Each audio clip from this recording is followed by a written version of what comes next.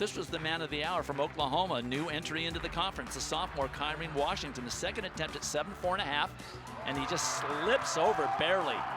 6th at the NCAAs last year, 2-time Florida high school high jump champion, 4th at Big 12. Now he's the SEC champion with a lifetime best 7.4.5, and he and Troop are probably both off.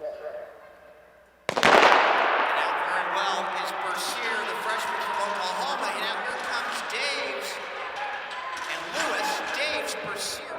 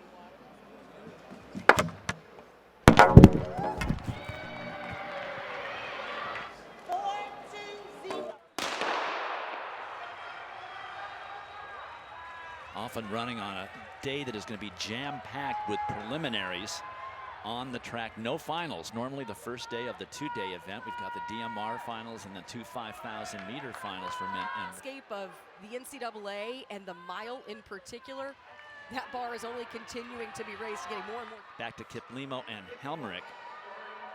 They're counting on Atkins pooping out. He has a 4:02. Going to be an automatic qualifier, but has to chug to try and get a qualifying auto time. These mile heats, Kiplimo winning that first heat and qualifying in the first two finishers, automatically qualifying to Saturday's final.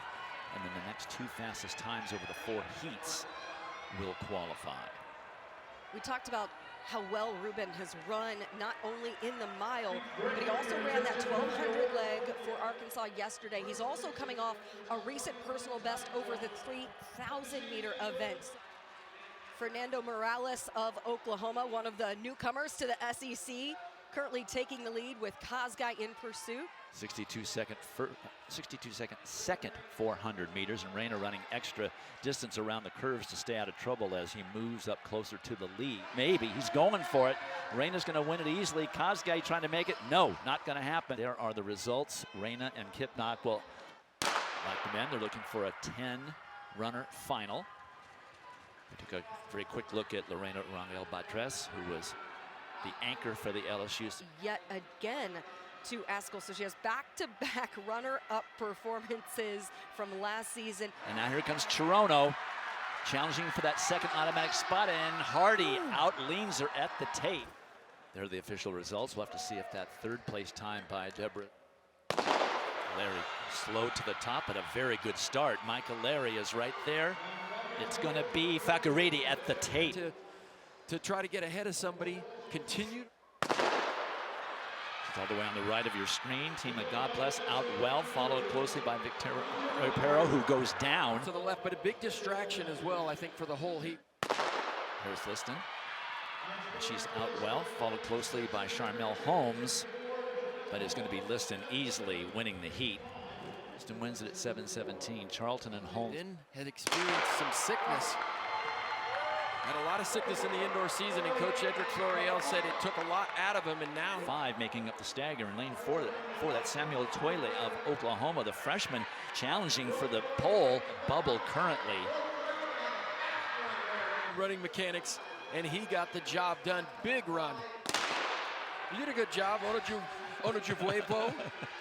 And she's out fast. On the inside in lane number 5, and in lane 4, Jenna James of Oklahoma. Onojuevo is going to win the heat. That 51.06 is sure to get her 1,000 meters, 5 laps up the track. And you can see Emmanuel is really, really hurting with that hamstring. He sprinted in the 60 meters today. He's the national leader. It'd be nice to see these two compete against each other at the national championships. I think the top 3 places here at this meet are going to move up in the national standing. Competitor. What a day Blake Harris has had. In the latter part of the race, on the back half between Texas and Oklahoma. NCAA. 8 athletes in this heat. Top 2 finishers automatically qualifying to tomorrow's final. 3 runners from Kentucky. And Michaela Rose will no doubt set the pace. She has a big workload this weekend. We talked about her leg of the distance medley relay. She has this event. She'll also run a leg on the 4x400. And she told me that running that DMR, that was actually the first time that she did that at the SEC Championship. So she was really excited to be in it. It was everything she thought it would be. She said knowing it was a 3-day meet, how much distance she has over the field, with Ainsley Erzen giving fight for that second position. With a 2:04.02, Ainsley Erzen. Tharp comes right up out of the blocks. Smallwood in the lead, but here comes Tharp, just gaining from hurdle to hurdle. What good hurdlers are able to do is just The team standings after 5 events, 5 finals concluded. Oklahoma new in the conference over Arkansas by 2 early on. Oklahoma just 2 back in 3rd and Arkansas back, but they've got a lot of horses